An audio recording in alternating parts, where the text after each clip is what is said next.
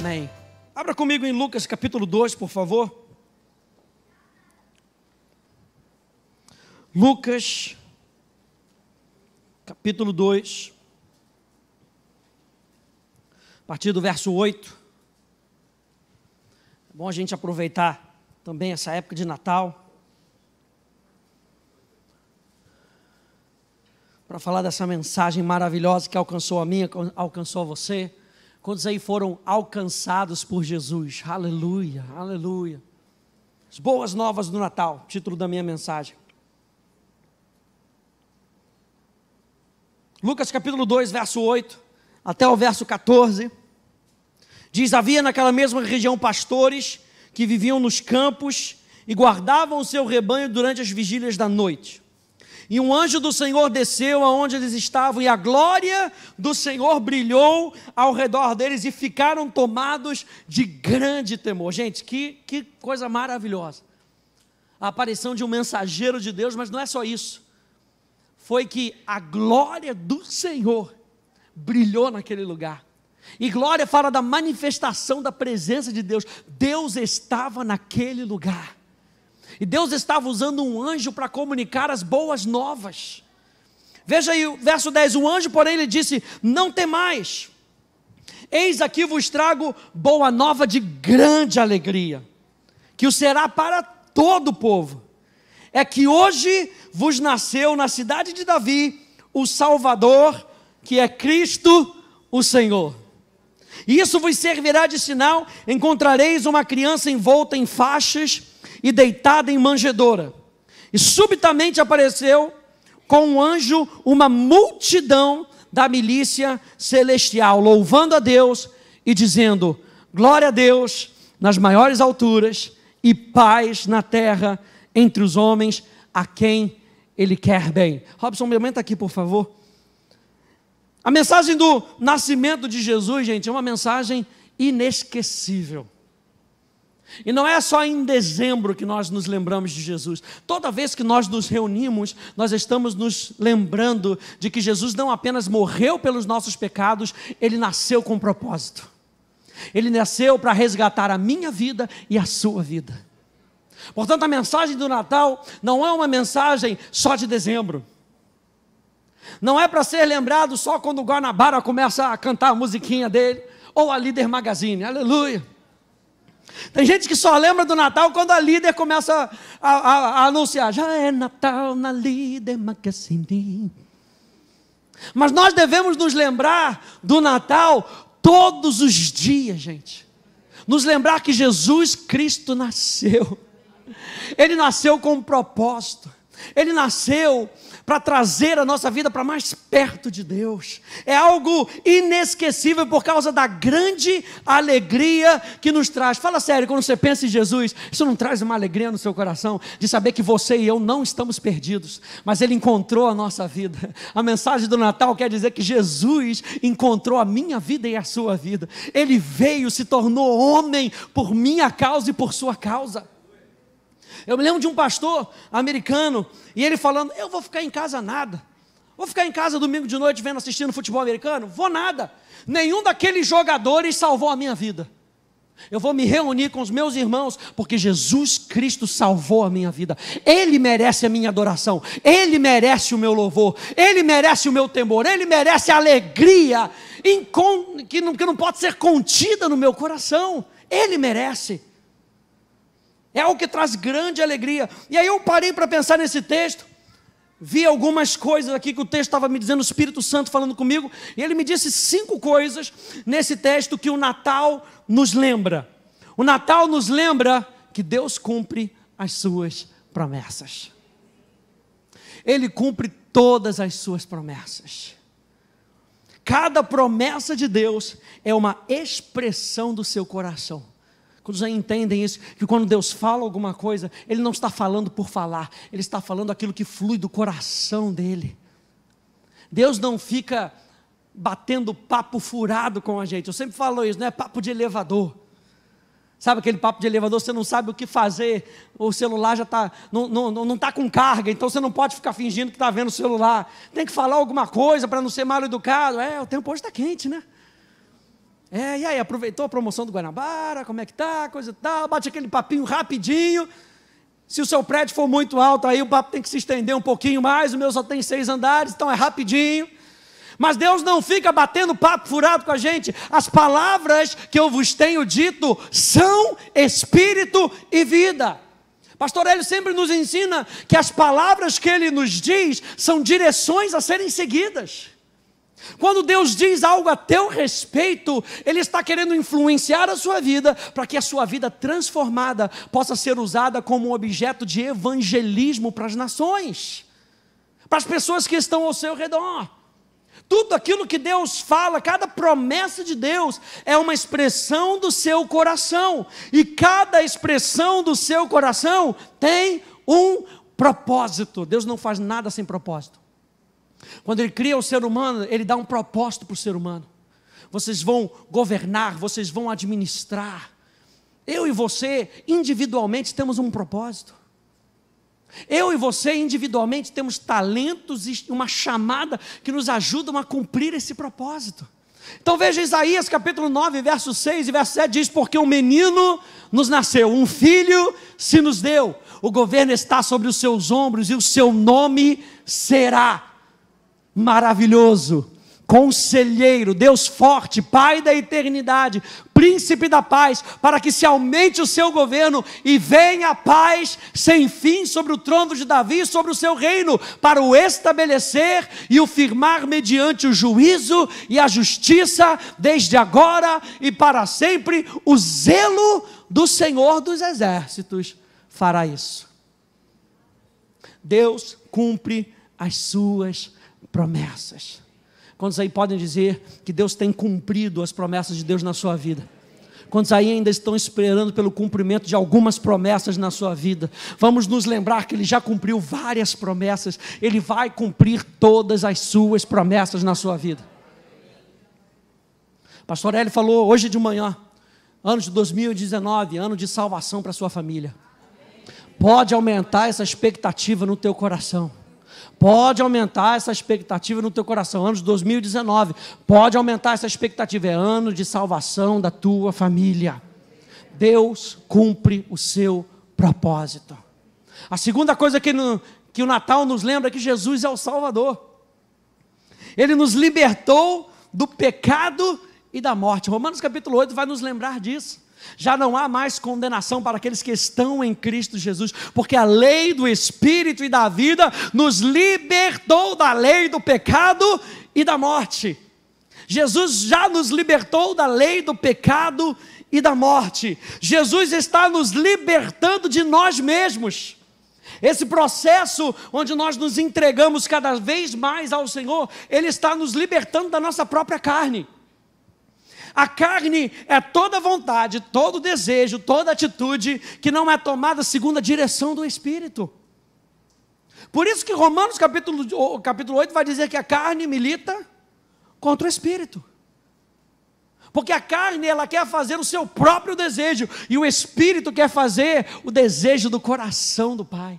Jesus, quando Ele veio, Ele declarou isso: eu não posso fazer nada a não ser que eu não veja o meu Pai fazendo. Eu não quero fazer a minha própria vontade. Você lembra lá no Getsemane, Jesus orando, Jesus pedindo ao Senhor: se for possível, passa de mim esse cálice, mas que seja feita a tua vontade.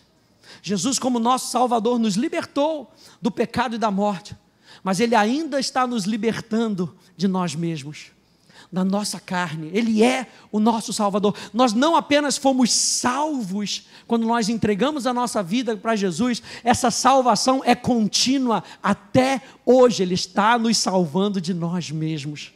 Aleluia! E Ele nos libertará da influência do mal no mundo vindouro. Olha só, Mateus capítulo 1, verso 18 e verso 21. Ora, o nascimento de Jesus Cristo foi assim: estando Maria, sua mãe, desposada com José, sem que tivessem antes coabitado, achou-se grávida pelo Espírito Santo. Mas José, o seu esposo, sendo justo e não a querendo infamar, resolveu deixá-la secretamente. Enquanto ponderava nessas coisas, eis que lhe apareceu em sonho um anjo do Senhor, dizendo: José, filho de Davi, não temas receber Maria, tua mulher, porque o que nela foi gerado é do Espírito Santo.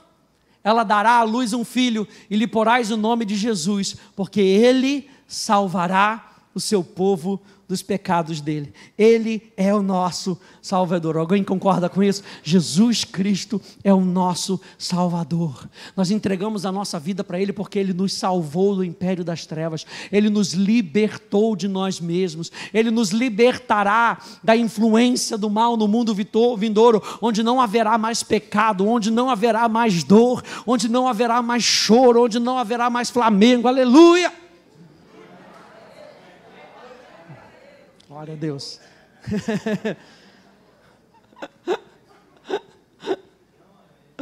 Não haverá, aleluia. Ele nos salva, gente. Ele é o nosso Salvador. Nós confiamos a nossa vida para Ele.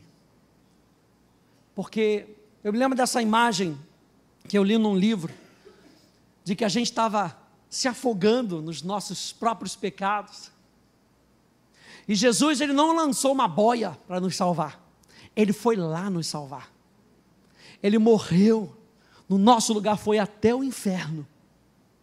Jogou a nossa natureza pecaminosa na cara do inferno. Jogou aquela nossa herança adâmica no colo do inferno. E ressuscitou ao terceiro dia. Ele não jogou uma boia, Ele foi lá nos pegar. E Ele nos trouxe para mais perto do Pai. Aleluia. Ele é o nosso Salvador. Número 3, o que o Natal nos lembra? O Natal nos lembra que Jesus é o Senhor. As nossas vidas pertencem a Ele. Lucas diz: Cristo o Senhor. Nossas vidas pertencem a Ele. Ele é aquele que merece a nossa adoração. Ele é aquele que cuida de nós. Deus cuida de mim, sombra nas suas asas. Deus cuida de mim. Eu amo a sua casa e não ando sozinho. Não estou sozinho, pois sei, Deus cuida de mim. Deus cuida de mim, a sombra nas suas asas. Deus cuida de mim. Eu amo a sua casa e não ando sozinho. Não estou sozinho, pois sei, Deus cuida de mim.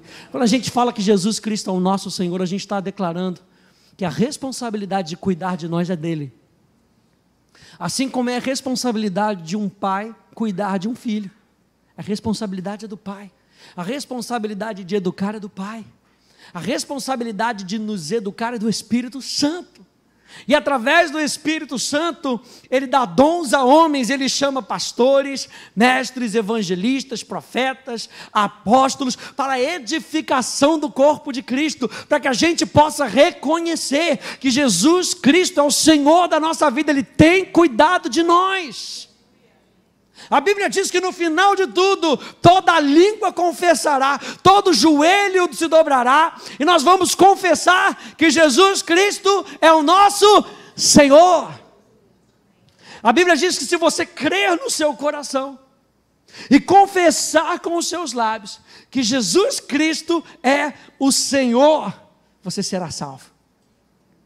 Apesar de nós reconhecermos que Jesus Cristo é o nosso Salvador, nós temos que entregar a nossa vida para Jesus, o Senhor. Você entende que somente reconhecê-lo como Salvador não é o suficiente?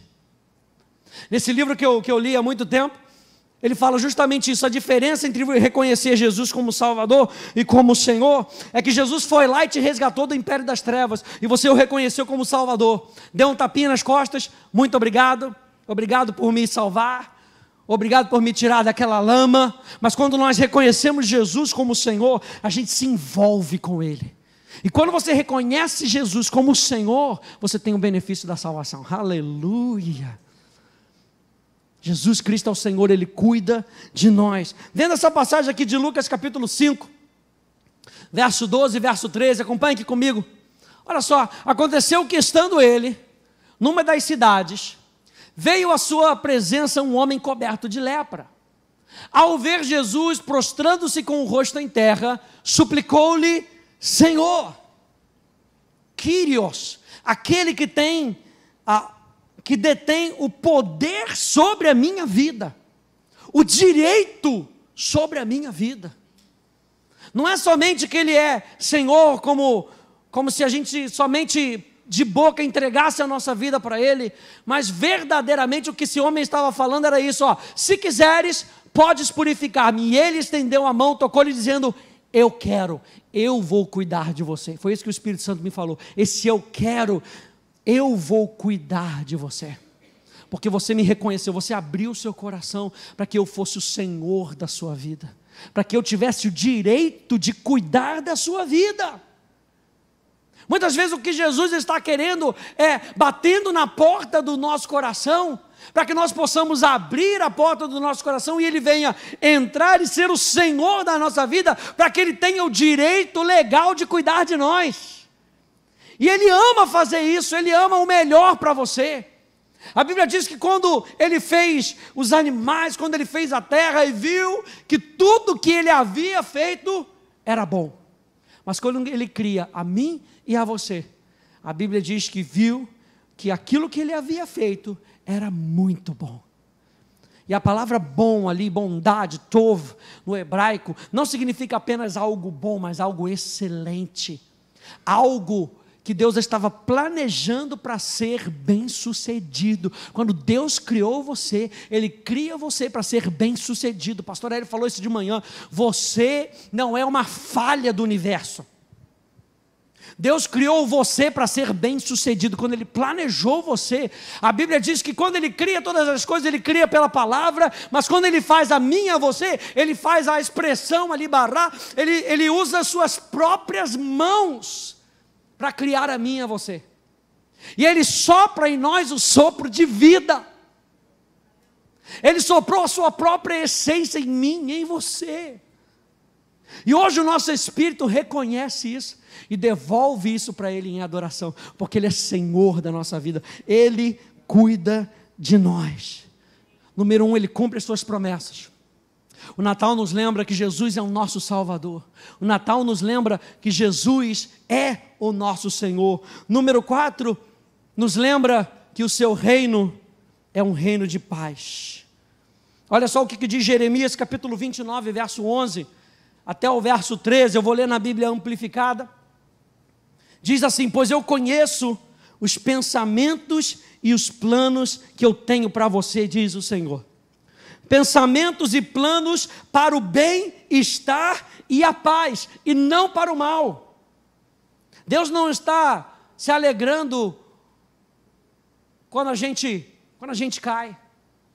Deus não se alegra quando a gente falha. A Bíblia diz que os planos dele não são para o nosso mal, são para o nosso bem-estar e para a nossa paz, para lhes dar esperança no seu resultado final. Gente, quantas pessoas a gente encontra nesse mundo que perdem a esperança, não conseguem mais ver para frente?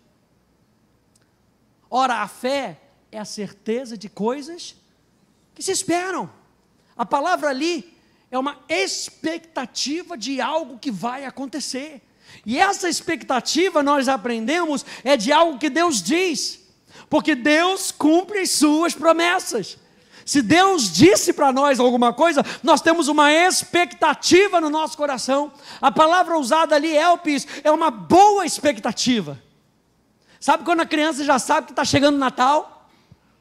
Há uma boa expectativa no coração dela. Vou ganhar um presente.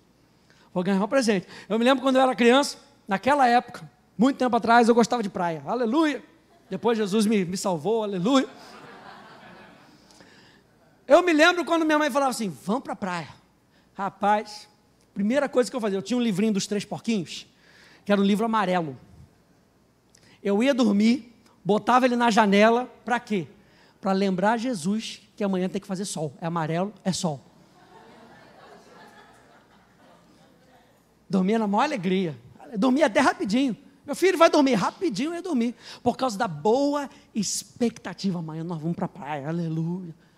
Quando a gente se relaciona com Jesus, a gente tem que ter uma boa expectativa. A fé é a certeza de uma boa expectativa de que aquilo que Deus disse vai acontecer. Porque Ele não mente, Ele não é homem para que minta. Ele cumpre as suas promessas. Olha, então você me invocará e virá e orará a mim, e eu vou ouvir e prestar atenção em você, gente. Não é muito ruim às vezes quando você está falando e a pessoa não está nem prestando atenção? Tipo, você está pregando e a pessoa não está nem prestando atenção. E você olha, aqui você olha todo mundo. Hein? Como é ruim você estar conversando com a pessoa, você está conversando ali com o Léo, daqui a pouco o Léo... É ruim.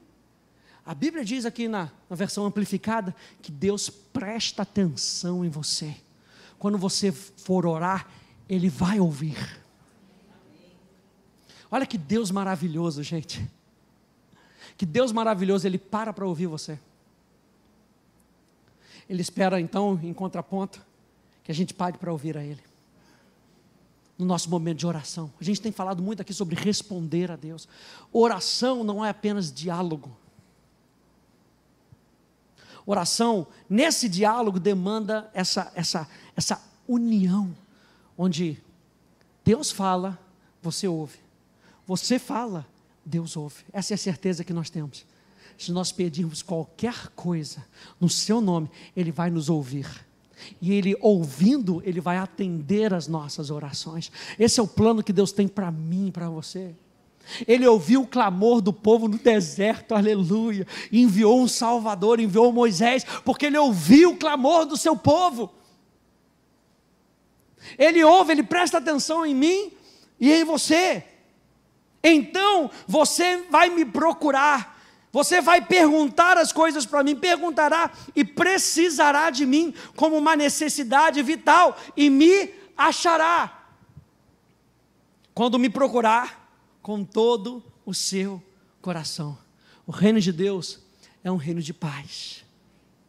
É um reino, sabe que a palavra shalom, se você pegar todas as letras da palavra shalom, e você pegar sentido por sentido, a palavra shalom significa ordem no meio do caos. Não quer dizer que a gente está livre das necessidades ruins que acontecem nesse mundo, mas quer dizer que nós podemos fincar a nossa âncora naquele que é a nossa paz. No meio de um turbilhão, no meio de uma confusão, a gente pode ali naquele meio confiar que Ele é Jeová Shalom, o Senhor, a nossa paz. O seu reino é um reino de paz. E por último, Deus nos quer bem. Deus quer o seu bem. Você pode virar para duas pessoas e falar: Deus quer o seu bem. Meu bem. Deus quer o seu bem. Deus quer o seu... A mensagem do Natal nos lembra que Deus quer o nosso bem. Jesus enviou o seu Filho para o nosso bem. Ele cumpre as suas promessas. Jesus é o nosso Salvador. Jesus é o nosso Senhor. O seu reino é um reino de paz. E no final dessas contas todas, Deus nos quer bem. Olha só mais uma vez, Jeremias 29:11 na NVI, diz: porque sou eu que conheço os planos que tenho para vocês, diz o Senhor, planos de fazê-los prosperar e de não lhes causar dano, planos de dar-lhes esperança e um futuro. A mensagem do Natal mostra que existe a esperança de um futuro para as pessoas.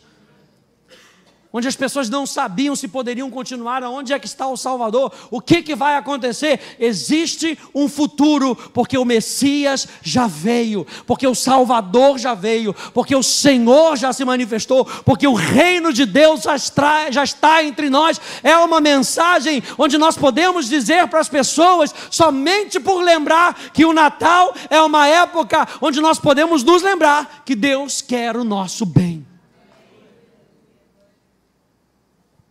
Provérbios capítulo 10, verso 22, diz a bênção, a abundância, a prosperidade. Em Jeremias 29, 11 diz que Deus quer com que a gente prospere. A bênção, a abundância, a prosperidade, o avanço que o Senhor tem para nós é que nos enriquece. E Ele não acrescenta dores. Deus quer o nosso bem.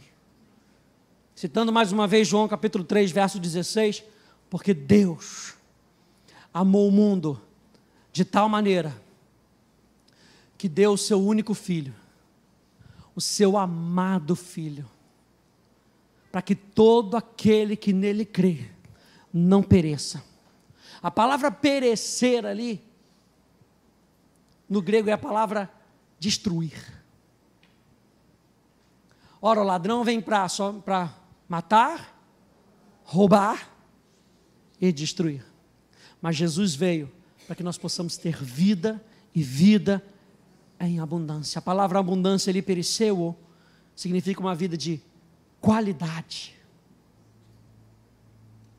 Conversando muitas vezes com algumas pessoas que às vezes moram longe do trabalho. Pastor, nós temos que pegar o trânsito, aquele trânsito maluco. Eu quero morar perto do meu trabalho. Uma vida de qualidade. Quero ter mais tempo com a minha família. Eu quero ter mais tempo. O que Jesus quer nos ajudar é ter uma vida de qualidade. Uma vida onde a gente tenha tempo para Ele. Hoje às vezes a gente trabalha tanto, mas trabalha tanto. Tantas coisas que a gente quer fazer. Tantos alvos, tantos objetivos. Nada disso é errado. Mas o quanto de tempo a gente tem prestado atenção naquilo que é importante? O quanto de tempo a gente tem parado para analisar como a mensagem do Natal, onde Deus quer o nosso bem, onde Ele veio para que a gente não seja destruído, mas tenha vida eterna. Porque Deus amou o mundo de tal maneira que deu o seu Filho unigênito, para que a todo aquele que nele crê não seja destruído, mas para que a vida que já começou não termine nunca. A vida eterna, a vida que já começou agora, não termine nunca, e você possa experimentar a presença de Deus onde quer que você esteja. Ao celebrar a ceia de Natal, ao desejar um feliz Natal para alguém, deixe brilhar nos teus olhos o quanto Deus quer o bem daquela pessoa. Com que não seja um jargão evangélico, como virou a paz do Senhor. Com que não seja um jargão evangélico, chamar os outros de irmão. Mas com que seja algo conscientemente feito, de que você sabe que Deus quer o bem daquela pessoa. E que o desejo de Deus é alcançar aquela vida.